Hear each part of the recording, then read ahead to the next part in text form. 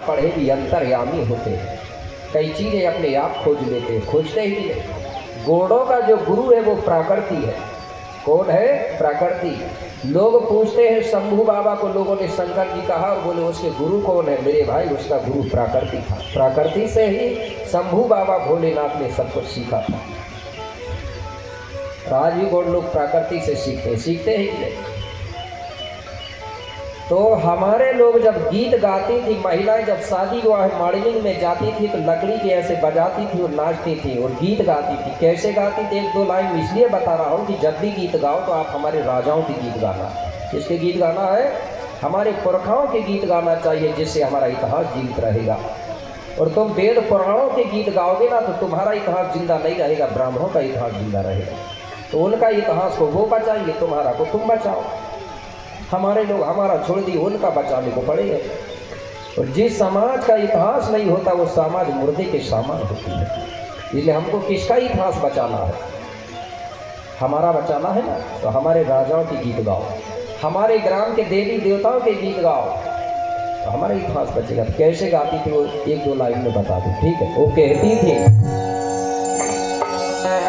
राजा मोरे कोई हो ना रे, कहते हैं हमारे इधर भड़ोटी करके बोलते हैं, ठीक है? इसको राजा मोरे कोई हो ना रे, पीली पगड़ी पीली धोती वाले, राजा मोरे कोई हो ना रे, पीली पगड़ी पीली धोती वाले, अरे राजा मोरे कोई हो ना रे, पीली पगड़ी पीली धोती वाले,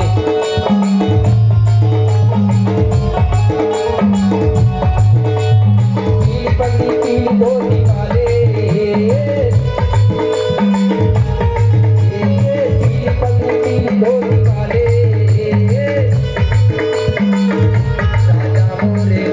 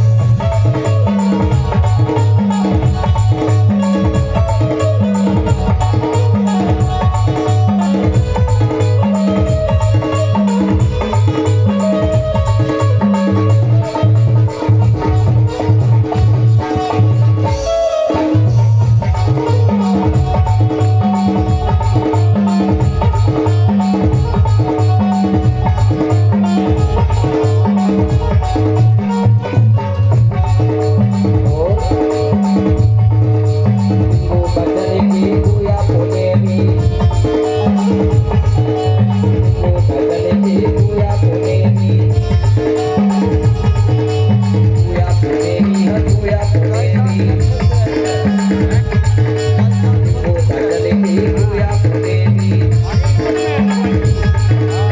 और अरे गोंडवानी अरे गोंडवानी अरे गोंडवानी कहलाए राजा मोरे कोई हो नारे दीवाने। राजा मोरे कोई हो नारे दीवाने।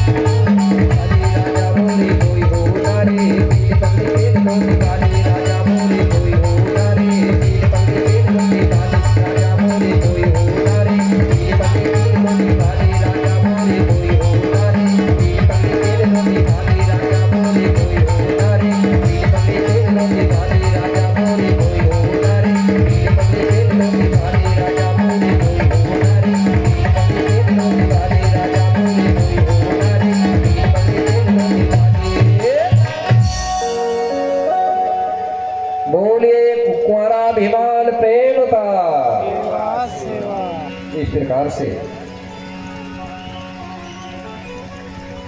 हमारे लोग हमारे राजा महाराजाओं के गीत गाते थे, मनोरंजन करते थे, नाचते थे, अपना समय बिता रहे थे। आगे चल के क्या हुआ, कुछ दिनों के बाद में जो भूरा भगत की पत्नी है कोतिमा बाई, क्या हुआ अरे कछु दिन बाद कोते मादाई क्या किया कोतिमा बाई ने कछु दिन के बाद में, अरे कछु दिन बाद कोते मादाई अरे समय समय से बच्चों को जाए, समय समय से बच्चों को जाए। कुछ दिनों के बाद में कोतिमा बाई ने अपनी कूख से समय समय पर बच्चों को जन्म दिया। मेरे भाई कितने बच्चे, लड़की 5-7 थे भाई,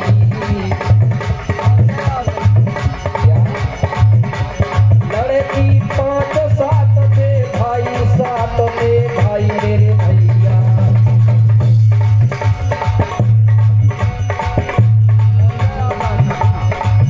अरे यही विधि बारह सगा कहाए,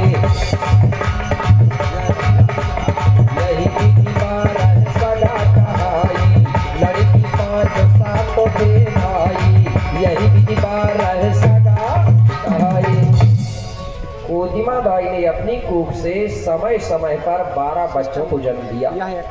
12 बच्चों में से 7 लड़कियां थी और 7 लड़का थे, मतलब 5 बेटी और 7 बेटा।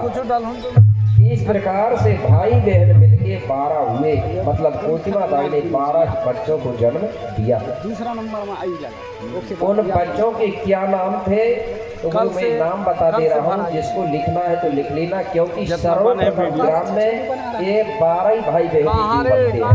इसके पहले गांव में कोई देवता नहीं थे। कितने देव थे सर्वप्रथम में? 12।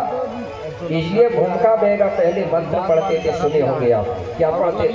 वो बोलते थे 12 खेड़ो 12 नगरी 12 पटघट 12 मुठवालों को सुमरो माई टोना करके बोलते, क्योंकि 12 थे मुख्य देवता। उसके बाद में धीरे धीरे देवता की संख्या बढ़ते गई। फिर भाई गांव का पटेल बाबा भी बन गया। ठीक है, धीरे धीरे बढ़ती गई संख्या। सर्वप्रथम 12 देव थे। तो नाम लिख लो, सबसे पहले 5 लड़कियों के नाम लिख लो। 5 देवियां बनती है गांव में पहले। तो लड़की जो पहली थी उसका नाम था पंडरी दाई। क्या नाम था? पंडरी दाई। दूसरी लड़की का नाम था पुंगुर दाई। पंडरी के बाद में पुंगुर दाई। थोड़ा अटपटा लगेगा क्योंकि बॉडी भाषा चलती थी भाई, सच नाम रख दिए लोगों ने। पंडरी दाई के बाद में पुंगुर दाई, पुंगुर दाई के बाद में मुंगुर दाई, मुंगुर दाई के बाद में कुशार दाई, चौथी नंबर की लड़की कुशार। 5वें नंबर की लड़की का नाम था चुंडूरदाई। चुंडूर यानी होता है गोंडी में, चुंडूर का मतलब होता, वो हिंदी में होता है चुंडूर का मतलब छोटी। जैसे अपने घर में छोटी लड़की होती तो बहुत से लोग बोलते हैं ना छोटी छोटी छोटी, बोलते ही नहीं, उसको गोंडी में चुंडूरदाई बोलते थे, मतलब छोटी दाई। ठीक है। ये 5 सगी बहन थी, पंडरीदाई, पुंगुरदाई, मुंगुरदाई, कुशारदाई, चुंडूरदाई। ये 5 बहनों के 7 भाई थे। कितने भाई? 7। तो सबसे बड़ा वाला जो लड़का है उसका नाम था भीमाल। वही आगे चल के भीमाल पेन बनता, भीमाल बेटा सबसे बड़ा बनता। उसके बाद में फिर हिरवा, हिरवा, हिरवा के बाद में जाटवा, जाटवा के बाद में भाजवा, भाजवा बेटा, भाजवा के बाद मुकेशा, मुकेशा, मुकेशा के बाद केशवा, और केशवा के बाद में बानवा। हो गए ना 7? भीमाल, हिरवा, जाटवा, भाजवा, मुकेशा, 6वां केशवा और 7वां बानवा। हो गए ना? ये 7 भाई। अब ये 7 भाई और 7 बहन, वो 5 बहन 12 हुए। तो सबसे पहले इनको भूरा भगत और कोतिमा दाई पढ़ने के लिए भेजते हैं। कहाँ? गोठुल, क्योंकि स्कूल नहीं बोलते थे उस समय, गोठुल बोलते थे स्कूल को। तो जो पढ़ाने वाला जो गुरु था वो कौन था? वो गुरु का नाम था महारू उइके दादा। कौन था गुरु पढ़ाने वाला? महारू दादा, उइके गोत्रधारी था। ये कहाँ का रहने वाला था? ये सिवनी जिला का ही था। आप सिवनी से जब नागपुर जाते हैं ना तो आगे गोपालगंज करके गांव पड़ता है। गोपालगंज से पूर्व दिशा की ओर परतापुर रजीला गांव है, बेन गंगा की उत्पत्ति, जहाँ से हीरो गंगा की उत्पत्ति हुई है। सुने ना, हीरो गंगा वहीं का रहने वाला था, लेकिन वो कहानी अलग है। तो वो अपने जो बिटिया है वो तमाम कुआं में कूद के, मतलब वो अपने प्राण त्याग देते हैं, तो वो वहाँ से वहाँ जाके लांजी में रहने लगता है। तो वहीं रह रहा था वो। तो उसी के पास में पढ़ने के लिए भूरा भगत और कोतिमा ने अपने बेटा बेटियों को पहुँचाया। नाम लिख लेना इसका भी, महारू दादा उइके। क्यों कि कोई पूछेगा कि ग्राम के देवी देवताओं का पढ़ाने वाला जो गुरु है वो कौन है, पूछेगा तो यही गुरु है। ठीक है। तो ये जब पढ़ने गए मेरे भाई तो महारू दादा इनको पढ़ाने लगा। तो हमारे जो भूमिका गुरु थे वो क्या पढ़ाते थे? वो प्रकृति के बारे में पढ़ाते थे। 52 लाख वनस्पति, 1.25 लाख झाड़, 7 समंदर, 16 धार, सारी प्रकृति के बारे में बताते थे। जड़ी बूटियों के बारे में बताते थे। साथ में यंत्र तंत्र और मंत्र के बारे में भी बताते थे। यंत्र तंत्र मंत्र सब।